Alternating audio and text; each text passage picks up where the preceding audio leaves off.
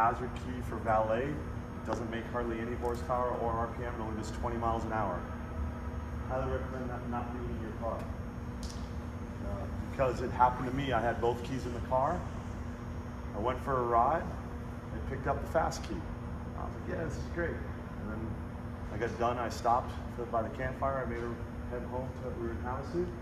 And I'm like, what's wrong? I didn't pick up on it. So therefore, I stopped again to look at the car. I started it back up. It worked great again. I picked up the other key.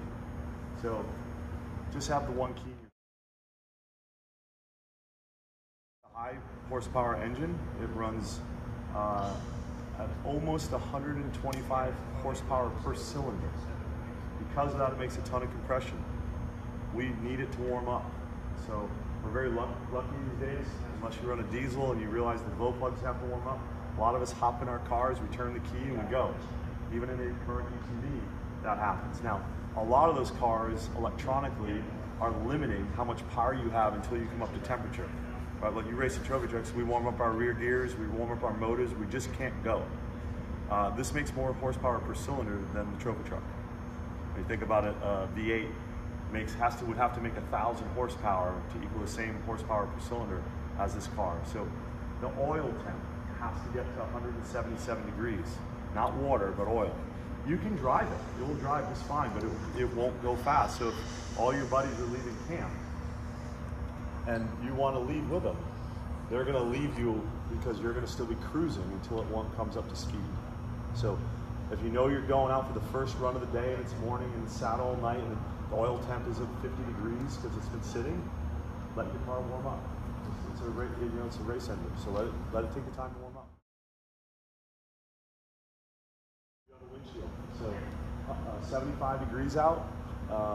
Winter's now really here. People are getting to drive more with their windshield. But window nets and a windshield, 75 degrees and probably cruising, right? You can't be running hot laps in it until it gets much colder. There's guys in Utah where it's 40 out. It's not an issue at all. They've got their windows on, they love it. But here we're always balancing that 75 degree mark and maybe even the 90s. You're gonna get into overheat and it will detune your car. And you'll sit there like a guy did to May in Havasu. He's like, my car is in limp mode. And the first thing I asked him, what is your temps? He goes, what do you mean? You need to manage that stuff.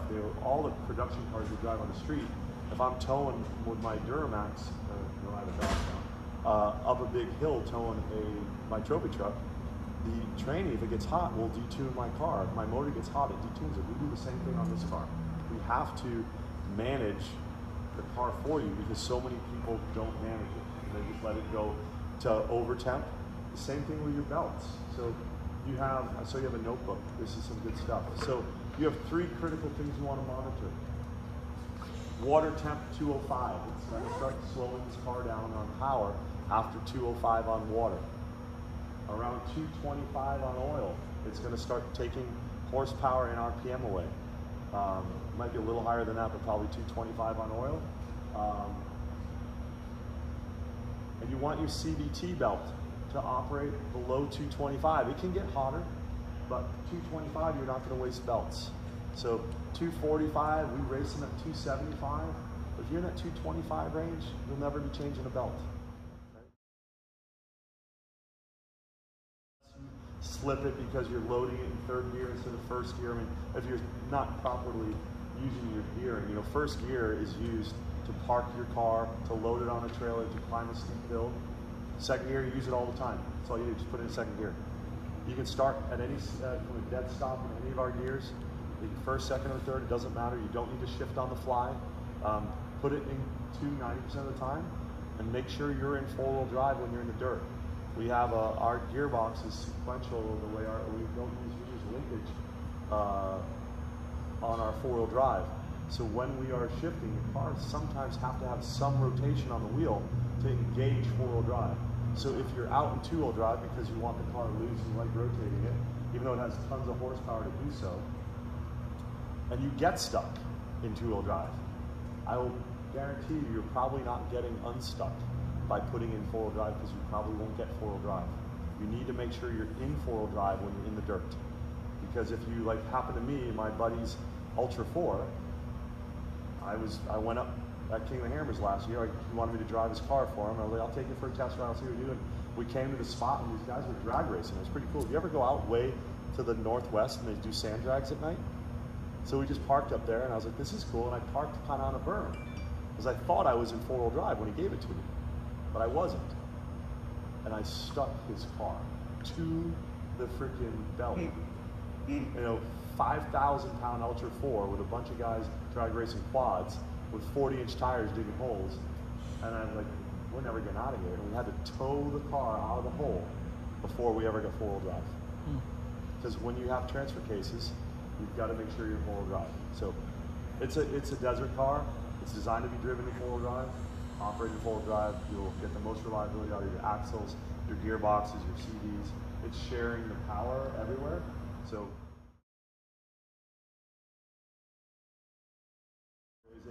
there's an oil line on your dry sump tank, and the oil line has hot and cold next to it. Double check your oil. That's all you have to look at. If it's below the cold line, when it's cold, add oil. But don't add oil so it gets to hot, because you're just supposed to get to cold. If it's hot and it's over the hot line, by a little bit, don't worry about it. But if it fills it to the top, you put too much oil in. So always fill when you're cold. Get it above the cold line and leave it there. What I will tell you that's happened to some customers, that cap has an O-ring in it. All right, that O-ring sits behind the threads at the top of the cap. It's captured there. But you can, when you're undoing it, that O-ring can fall a little bit out of the cap. Before you put that back on, just make sure that O-ring is sat in there, because I had a customer screw his cap back on and he cut his O-ring. Now it's $1 O-ring, but you will leak oil. So he called me, I'm leaking oil out of my cap, and I pulled his cap off and he had cut his O-ring. So just be conscious as you maintenance your car that either have us do it, or but adding oil is pretty effortless. You don't need to do anything really like that. But just be conscious that it's an oil cap. It has to have an O-ring, right? And you have an easy walk around sight line to look at your car and go, hey, before I drive it today, do I have enough oil in it? You know, these cars can get air in the lines. These are, you know, you can imagine the engines are big pumps, right? We're pumping air. Pump air, you foam oil. Oil foams, you can potentially get air. That's why we have AOS separators in the car, all these different things to really make sure you're always getting proper oil too.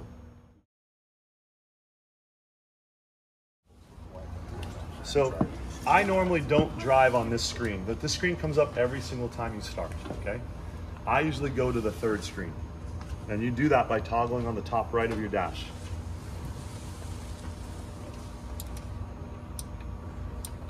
All right, and on that screen, if I'm looking at it right, one more. One more. And you can even go one more. Fourth screen, I guess I go to. It gives me my tachometer, which I don't care about, or it gives me my speed. Doesn't mean anything to me.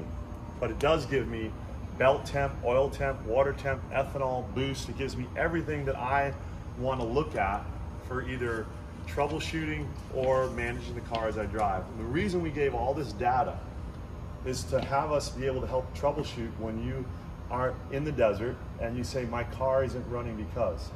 I can sit here and look at this dash and go, oh, and you call them out to me, what's your fuel pressure at right now? Fuel pressure is, 56 PSI. 56 PSI is your static. Now, if it sits here a while, it's gonna go down, 56 to 58. So if you're in your car and you're making 40 PSI, you have a fuel pressure issue. So it allows me to very quickly troubleshoot your issues. If you sit there and right now, this is a great question, what's your boost at? 14.5. Well, how are we making 14 pounds of boost while we're sitting here? We're not, we measure atmosphere. So sitting here, our atmospheric pressure is 14.5. We have a target that we set of about 31. So as you're driving, right? And if you ever say, why am I making power? Something's wrong. Well, what kind of boost are we making? If I'm only making 18 pounds of boost, something's wrong, right? So, because we have a 30 pound of boost target. We have a 56 pound of fuel pressure target. What are my volts at? Volts are 11.9. 11.9, so 12 volt system. So sometimes you see 12.2, or this car runs on an alternator. Here's what can happen. What happens if you throw your alternator belt?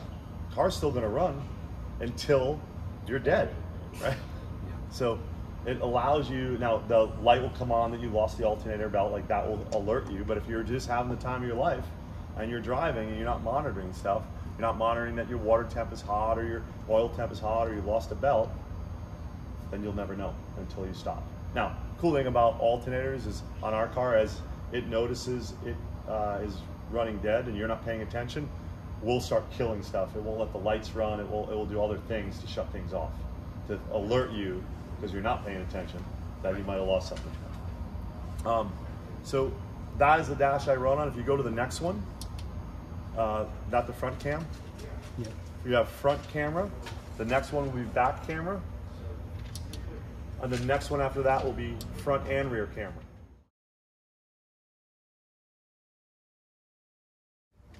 I want to show you something though. These are made and tested for X amount of force pulled this way, because that's what happens, and it's a webbing test, right?